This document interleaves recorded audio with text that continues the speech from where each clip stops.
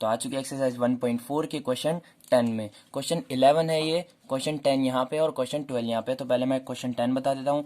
If x set दे रखा है हमें और वाई सेट दे रखा है, फाइंड एक्स माइनस वाई। तो एक्स माइनस वाई फाइंड करना है। एक्स की वैल्यू क्या दे रखी है हमें, ए बी सी डी, ठीक है, और वाई की वैल्यू दे रखी है हमें एफ बी डी जी। आगे पीछे लिख सकते हैं, कोई बात नहीं। सेट है अपने, वाई सेट दे रखा है और एक्स सेट दे रखा है। अब हमें पूछा सबसे पहले एक्स माइनस वाई।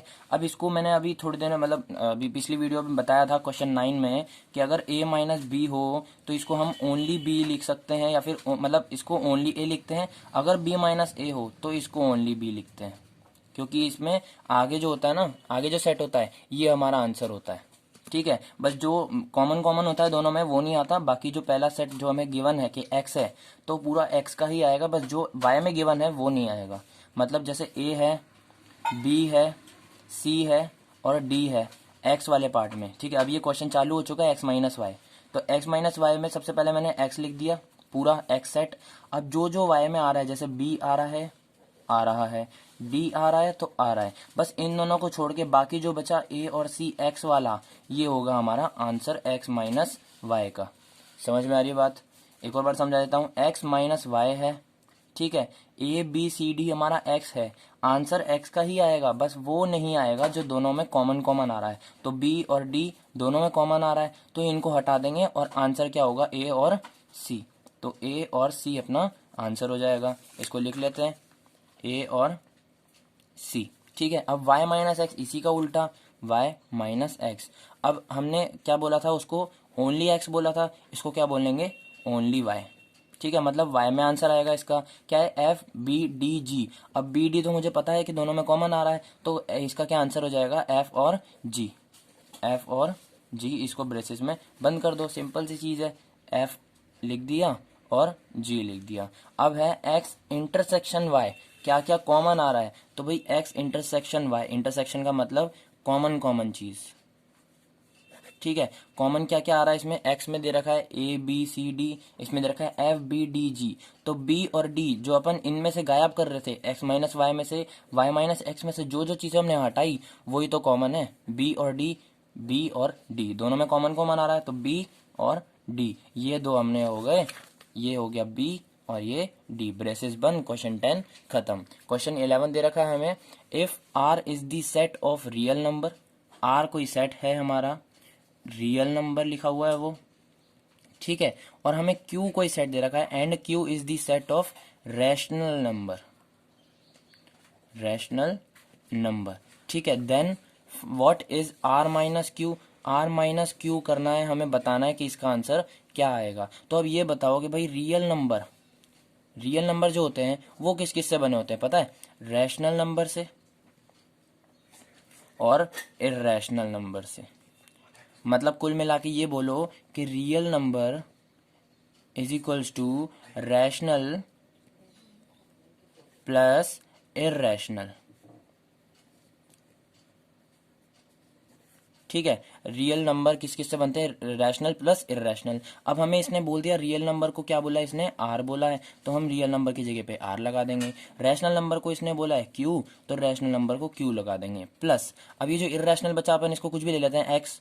अब हमें पूछा क्या है, आर माइनस क्यू, तो क्यू वाले को इधर भेज देंगे, तो रियल माइनस रैशनल हो जाएगा। ये तो हमें करना है, आर माइनस क्यू। आर क्या है, रियल नंबर, और क्यू का है रैशनल नंबर, मतलब इन दोनों का माइनस करना है हमें, और यही चीज़ आ रही है। मतलब R minus Q is equals to X आ गया, और एक्स ही क्या है हमारे पास, इर्रेशनल नंबर। तो हमारे पास आर माइनस क्यू का क्या आंसर हो जाएगा, इर्रेशनल नंबर।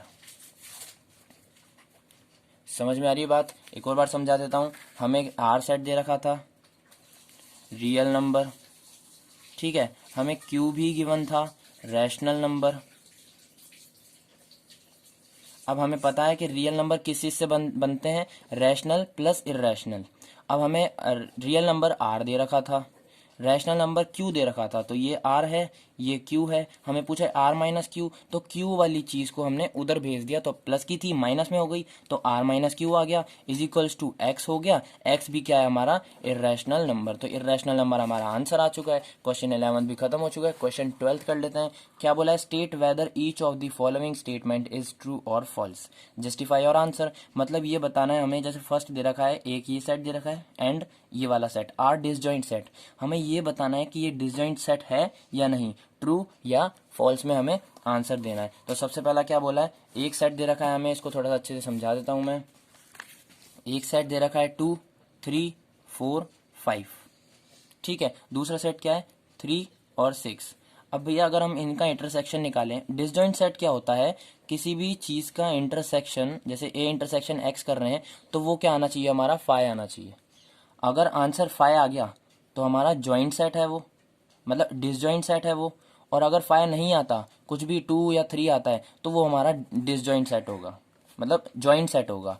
क्योंकि भाई देखो, जैसे हमें फर्स्ट में दे रखा था कि 2, 3, 4, 5, और क्या दे रखा है 3, 6। तो इसमें अगर इसको ए माने और इसको बी माने, तो ए इंटरसेक्शन बी क्या आएगा, कॉमन कॉमन वाला पार्ट, और कॉमन क्या है इसमें 3 आ रहा है। जब आंसर कुछ आ रहा हो तो वो जॉइंट सेट होता है भाई, कुछ ना कुछ तो जॉइंट हो रहा है ना इसमें। जॉइंट सेट वो होते हैं जिनका कोई अलग से आंसर आ रहा हो, और डिसजॉइंट सेट वो होते हैं जिनका आंसर फाई आ रहा हो, ठीक है। अब हमें यही बताना है कि इनका आंसर फाई आ रहा है, जिनका फाई आएगा वो डिसजॉइंट सेट हैं, उनको ट्रू लिखना है। जिनका आंसर कुछ भी बचता है उनको हमें फॉल्स लिखना है। अब फर्स्ट का आंसर मुझे पता है कि 3 आ रहा है, मतलब ये डिसजॉइंट सेट तो होगा नहीं, ये जॉइंट सेट है, तो ये क्या हो जाएगा, फॉल्स हो जाएगा। क्योंकि इसने बोला है कि ये जो चीज़ है ये डिसजॉइंट सेट है, पर ये डिसजॉइंट तो है नहीं, ये तो जॉइंट सेट है, इसलिए हमने फॉल्स लिख दिया। सेकंड है AEIOU, और इसमें दे रखा है ABCD, ABC और D, साफ साफ दिख रहा है ए कॉमन आ रहा है, तो ये भी डिसजॉइंट सेट होगा नहीं, तो ये भी फॉल्स हो जाएगा, ये जॉइंट सेट है। ये क्या है 2 6 10 14, 2 6 10 और 14, ये क्या दे रखा है 3 7 11 और 15, ये दो हमें सेट दे रखे हैं। अब 2 इनमें कहीं नहीं आ रहा, 6 नहीं आ रहा, 10 नहीं आ रहा, 14 नहीं आ रहा, मतलब ये बिल्कुल डिसजॉइंट सेट है। इसमें 3 आ रहा है क्या, फर्स्ट वाले में नहीं आ रहा, 7 नहीं, 11 नहीं, 15 नहीं, मतलब ये जॉइंट सेट है। इसका आंसर 5 आएगा, मतलब ये ट्रू है, क्योंकि इसने यही बोला है कि ये सारा डिसजॉइंट सेट है, कि हाँ भाई डिसजॉइंट सेट है, तो ये ट्रू हो गया। सेकंड मतलब लास्ट फोर्थ है इसका 2 6 10, एक सेट ये दे रखा है, एंड 3 7 11, एक सेट ये दे रखा है, कुछ भी कॉमन नहीं है, चाहे तो देख लो, 2 नहीं आ रहा, 6 नहीं आ रहा, 10 नहीं आ रहा, इसका 3 इसमें नहीं आ रहा, 7 नहीं आ रहा, 11 इनमें नहीं आ रहा, तो ये भी क्या हो जाएगा 5 आंसर, मतलब यह क्या हो जाएगा ट्रू। यहीं पे अपनी एक्सरसाइज 1.4 खत्म होती है। अगली वीडियो में मिलेंगे एक्सरसाइज 1.5 के साथ।